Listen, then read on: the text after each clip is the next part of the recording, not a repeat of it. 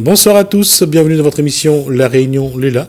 J'espère que ça va bien, que vous êtes en bonne santé et que le Covid continue à régresser et que j'espère que la variole du singe nous laissera également tranquille. On va, pour commencer, j'allais dire, tranquillement feuilleter quelques livres, en plus avec quelqu'un qui a de choses à dire. On voit ça dans Cosmo Réunionnais.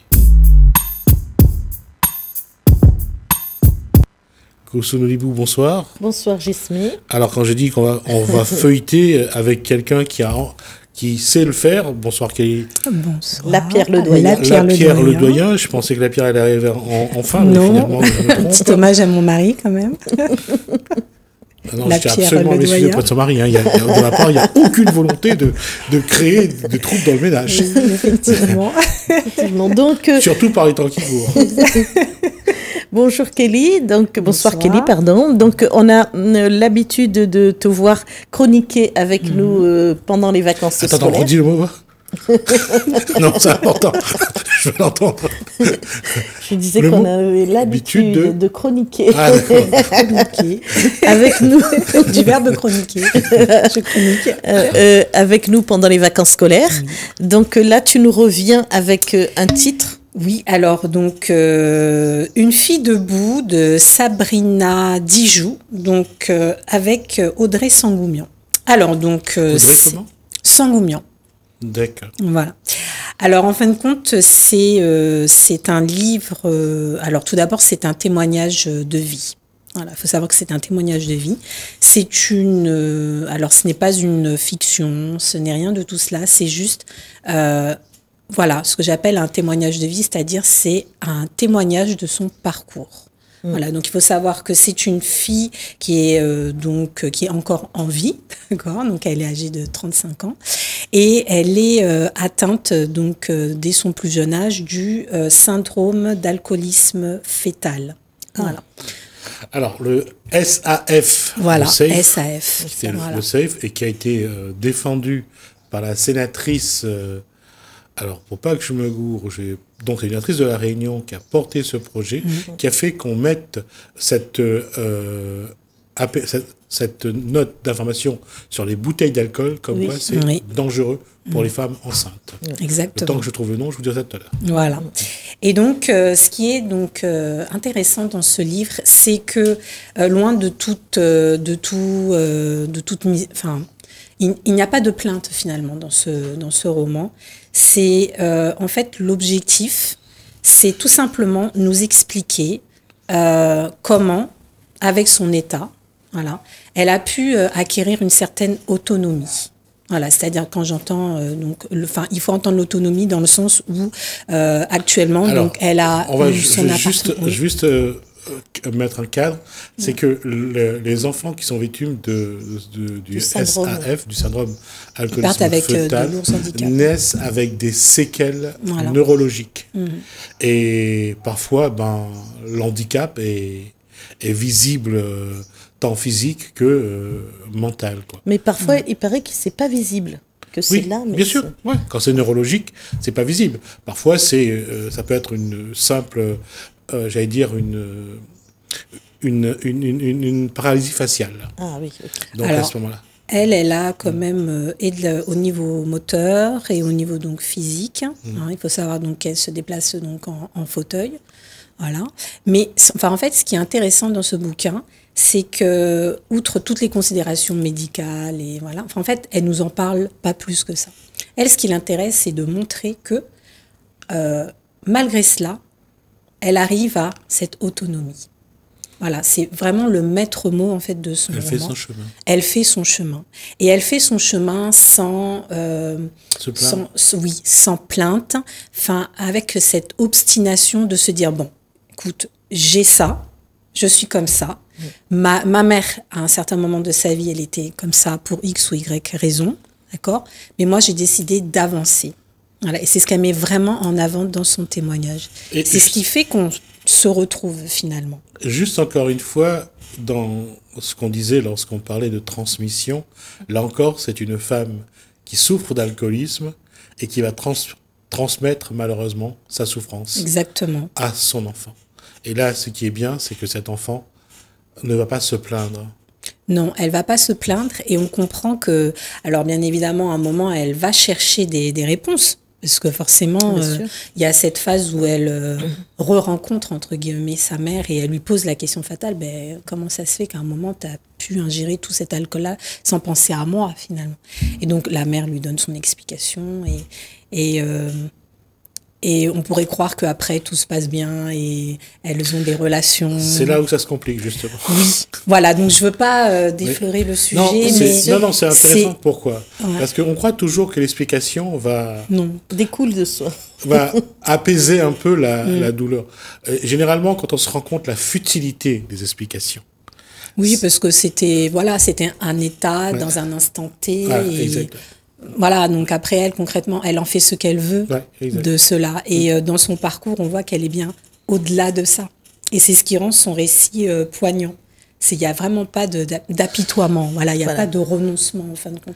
C'est une femme vraiment, son titre, le titre de son œuvre, c'est Une fille debout. Mais moi, j'ai bien envie de dire que c'est une femme debout. Oui, comme l'association Femmes debout. Exactement. Il y a un poteau mi-temps. Il y a aussi un fait, c'est que on dit toujours que c'est important de savoir. C'est vrai que c'est important de savoir. Parfois, quand on sait, on se dit, mais pourquoi ? Pourquoi on a laissé faire ? Pourquoi c'est arrivé à moi ?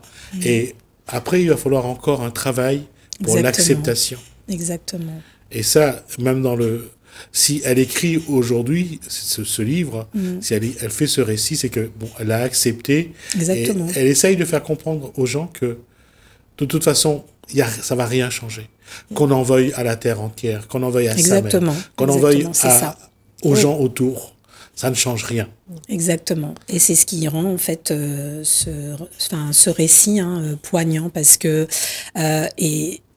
concrètement, ça nous parle finalement. Bien sûr. Alors là, c'est le syndrome de l'alcoolisme fœtal, mais ça aurait pu être toutes les épreuves finalement qu'on traverse dans la vie. Et on se dit finalement, qu'est-ce qu'on en fait ? Qu'est-ce qu'on fait ?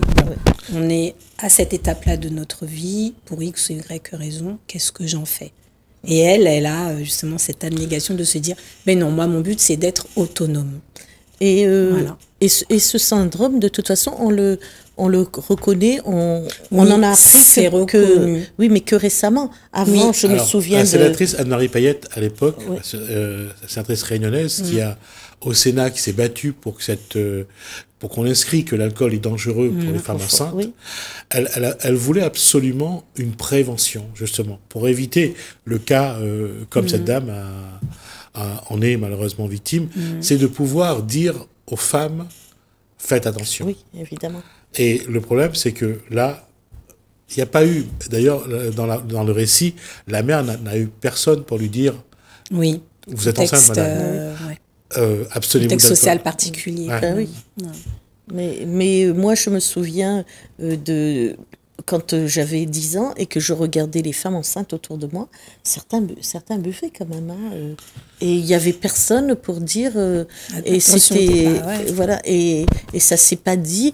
C'est venu bien après. Bien après, c'est venu cette affaire de faites attention parce que... Au sortir des années 60, l'alcool était un petit peu ce qu'on appelle un exutoire à la souffrance. D'accord ? À la misère, à toutes les souffrances, aux coups que les femmes pouvaient recevoir. D'accord ? La détresse aussi. Exactement. Donc, quand on dit les années 60, ça va jusqu'à les années 80, 90. Oui, c'est ça. Et ce n'est que vers la fin des années 90 que Anne-Marie Payette va commencer vraiment à se battre contre cet alcool-là. Mais l'alcool, là on parle pour le SAF, le syndrome d'alcoolisme fœtal, mais l'alcool, le rhum à La Réunion est un fléau pour pas seulement la femme. L'homme en souffre beaucoup. Les relations interfamiliales aussi, il y a beaucoup de drames. Et c'est au même moment qu'on a vu le tournant avec l'alcool, la cigarette, on a vu tous ces tournants-là arriver. Dans ce que dit Kelly, c'est encore important.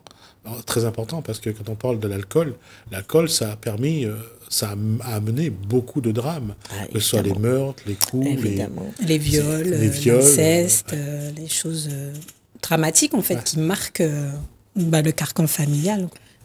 Et après, pour se construire à travers ça. On a souvent, la seule arme qu'on a pour se construire, c'est la volonté de cette femme. Exactement. De se dire, je vais m'en sortir. Et donc là, c'est une co-écriture. Oui, voilà. Il me semble que tu as annoncé 2 noms. Voilà, donc Sabrina Dijoux, donc, qui est donc cette jeune femme, hein, et donc Audrey Sangoumian. Voilà, donc qui a écrit pour elle. Donc voilà, petite dédicace à Madame Sangoumian que je connais particulièrement. Et c'est une écriture, en fait, c'est une écriture simple, c'est une écriture limpide, accessible à tous.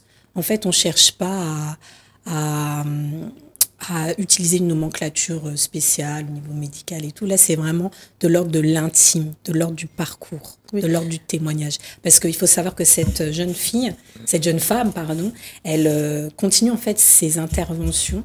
Donc, auprès de la Fondation Père Favron, hein, donc il nous a accompagnés pendant 24 ans, pendant tout son parcours. Hein. Faut dire que c'est un long parcours, hein. C'est pas si simple.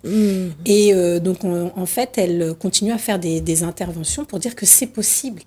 Parce que la notion d'handicap, enfin tous les aménagements qu'on doit mettre en place, ça coule pas de source. Hein. Il y a des endroits encore où on oublie les aménagements faits pour les personnes à mobilité réduite. Et voilà, et dans parce qu'elle devait venir un moment sur le plateau et puis ensuite c'était un petit peu compliqué. C'était compliqué, voilà. de venir, donc du coup... Voilà. Mais moi, en tout cas, je l'ai eu au téléphone, cette jeune femme, et elle est toute pleine de vie. Elle a cette autodérision qui fait que finalement... tout ce qui ça doit pas être facile, on l'oublie quoi. On l'oublie complètement. Elle est vraiment dans elle a cet humour là qui fait que le mot résilience lui colle tout à fait à la peau, cette jeune alors femme. on va enchaîner avec une autre femme, la naissance d'une femme de Camomille, donc aux éditions du 20 septembre. Et donc, ça raconte l'histoire, on est dans les années 1960, on ne quitte pas ces années-là, on est à Langevin, un petit village où cette fille, elle va... sa vie va changer à la mort de son père qui est alcoolique. Alors, encore donc, on reste sur le thème. Et donc là, va basculer le veuvage de sa mère, va faire en sorte que elle va s'émanciper beaucoup plus vite que prévu. Donc là, trop vite, mal, oui. Et donc, quand même, si elle le reconnaît comme un moment. Oui, plus tard. On va pas tout. Non. Il y a une telle envie de liberté à ce moment-là. Oui, je pense aussi. Qu'on fonce. On ne regarde pas si ce qu'on fait est bien, on fonce. Parce que la seule chose qui nous porte, c'est cette envie d'émancipation. Oui. Et donc, on a des allers-retours avec la Réunion de l'Antan, les mariages, la salle verte, comment ils descendaient jusqu'à Saint-Joseph. À pied. Oui, à pied. Et en plus de ça, parallèlement, on a sa vie. Ça prouve qu'on n'était pas encore aussi avancé. Le charret de bœuf n'était pas encore à la mode. Non. Ça vient après. Ah, ouais. Ça vient un petit peu après. Oui, tu as raison. Il y a aussi cette notion dans le bouquin, il me semble, si je ne me trompe pas, qu'elle était tombée enceinte hors mariage. Non, il n'y avait pas une histoire comme ça. Non, elle se marie. C'est juste après. C'est juste après. C'est juste après son mariage. Elle, c'est une Yab. Et elle rentre dans une famille tamoule, en Sari. Voilà. Et eux, ils voulaient en fait que leur fils épouse une femme un peu plus colorée, alors que elle est vraiment blanche. Voilà. Et donc là, ça démarre. C'est vraiment le choc des cultures, si on peut parler. Oui. Mais il n'y a pas cette histoire d'obligation du fait que lui, il était beaucoup plus âgé et elle avait 16-15 ans quand elle a 14 ans quand elle 14 ans, oui. Donc, elle attend commence à se fréquenter, sa mère, il y a eu des relations, donc forcément, on se marie. Sa mère négocie l'attente jusqu'à 15 ans, l'âge légal pour se marier. Exactement. 15 ans, ça reste quand même très un peu jeune pour nous. Les années 60 Oui. C'est ça. Et dans les années 60, elle peut s'émanciper pour se marier, et elle se marie, et du jour au lendemain, elle change de nom, elle change de vie, elle change de village, elle change de culture. Alors là, c'est le début, en fait, du titre, de la naissance d'une femme. Voilà, elle va, comme ça, avancer dans ça. Bon, après, c'est pas tout le temps rigolo. Non, pas du tout même.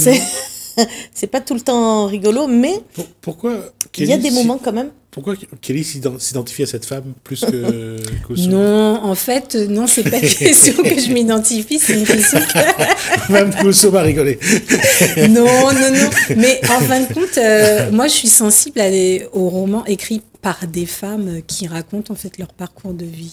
Voilà, je trouve ça très intéressant. Elle aurait pas dû se marier, c'est ça? Oui, Enfin, en même temps, avec le recul, est-ce qu'elle avait le choix? Non. Elle n'avait pas le choix. Hein. Elle avait Je pas le pense choix. que dès qu'elle a commencé à fréquenter, parce qu'il y a beaucoup le regard des autres, de la Et société. au moment où elle tombe voilà. amoureuse Et aussi, oui, elle n'avait bah pas le oui, choix parce qu'elle était forcément. amoureuse au Et début. oui. Elle a 14 ans. Hein. Et oui, et lui, il en a 25. Et il a même. une voiture. Ah bah oui. Et il arrive, Le fameux- voilà, la fameuse la voiture que personne Eh au oui, village n'avait de bien voiture. sûr. Tu te rends compte, c'était quand même. Il travaille. Hein, même s'il était plus âgé. Alors, je voulais aussi parler de la police des lecteurs dyslexiques, parce que Oui. je ne sais pas si vous voyez comment c'est écrit. Et donc là, il y a une police spéciale. Et donc, quand on est dyslexique, il y a suffisamment d'écart entre les lettres, entre les lire, mots, ouais. qui fait qu'on peut le lire un peu plus facilement. Et ça, c'est très bien. C'est très bien. Voilà. Alors, si on a encore un peu de temps, est-ce qu'on a un peu de temps? Encore 3 minutes. Je vais vous parler du fabuleux héritage de l'Égypte, d'une égyptologue, Christine Desroches-Noblecourt.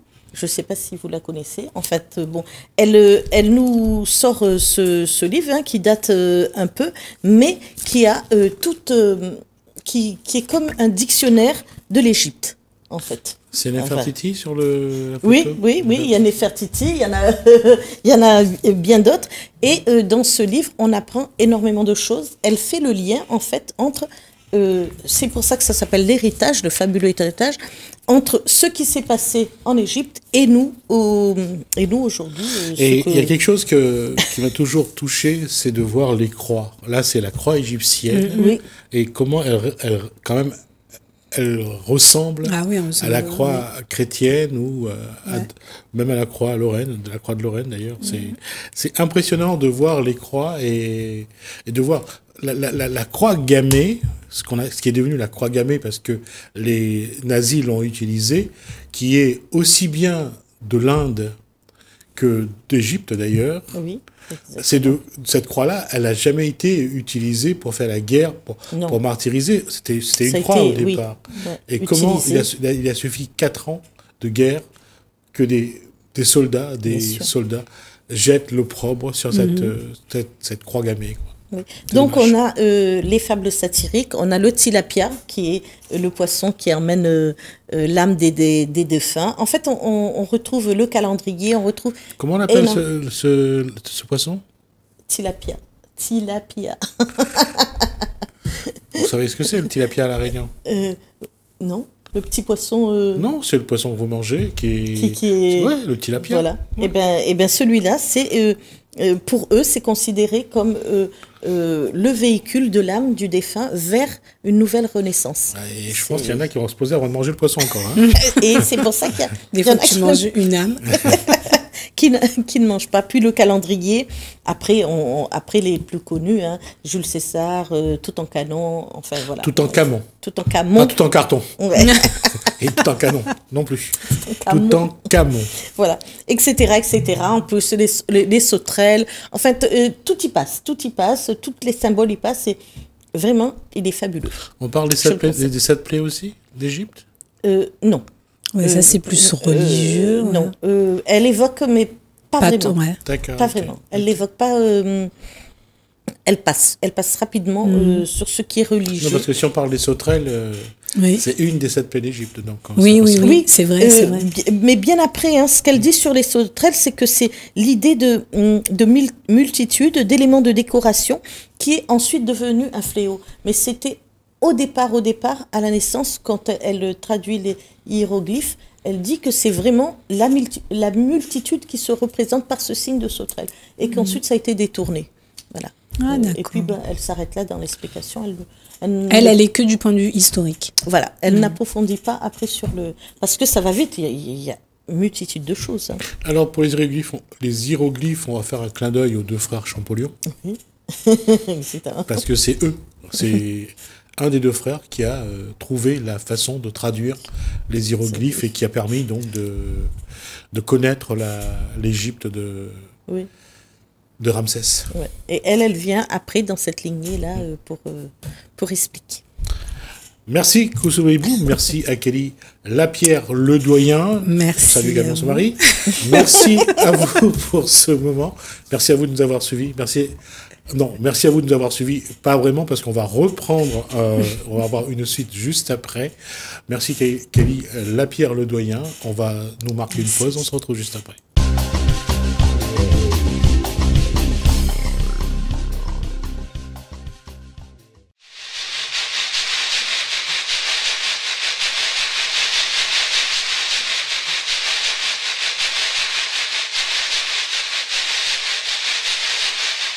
Vous disiez tout à l'heure quelque chose, c'est que quand on coupait les racines d'un arbre, l'arbre ne grandit pas.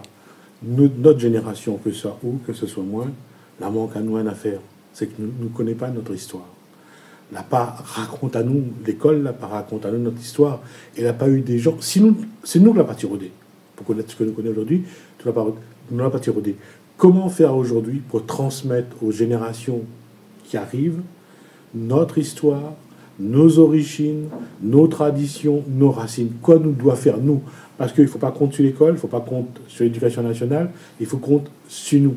Comment on doit faire pour mieux transmettre notre histoire à nos enfants? À nos enfants. On a par exemple les radios, les télévisions. S'il y en a des gens qui regardent encore les télévisions locales, mais il y en a toujours finalement. Donc, on a ça à faire. Et puis, il faut quand même mettre une certaine, disons pas une pression, mais disons aller au sac où les plus visibles aussi. Donc, dans les médias officiels, dans le système éducatif aussi, parce que sinon, on n'y avance pas.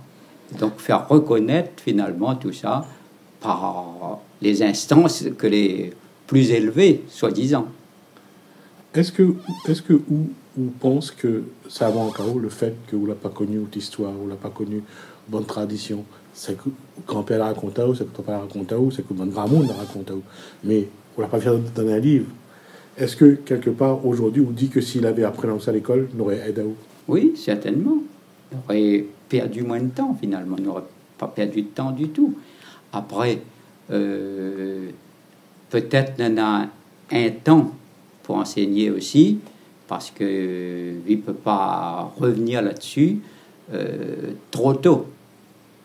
Et il faut connaître aussi comment faire. Parce que dans une classe, par exemple, à une époque, suivi parler de l'esclavage, tout ça. Moi, on l'a essayé une fois à Saint-Joseph, là-bas. Et donc, on avait des petits cafes dedans, le machin. Puis, on avait des blancs. Et donc, le petit caf, j'étais gêné parce que le petit avait un petit blanc parmi, donc il riait parce que lui, il était esclave, il était un descendant d'esclave.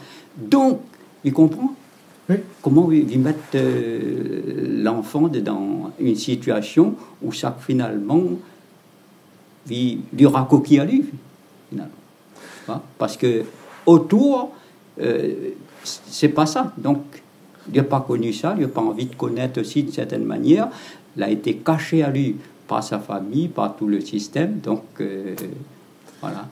Et toujours dans la transmission, comment on l'a appris à mettre un peu d'huile au feu, à roussir un haricot, pois, lentilles? Comment on l'a appris à faire un rogaille saucisse ou un carré volaille? C'est où l'a appris tout seul ou bien on a montré?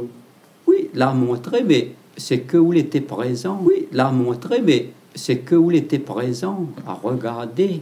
Les parents eux-mêmes étaient actifs, et puis on avait au travail pour faire dans le noyau familial.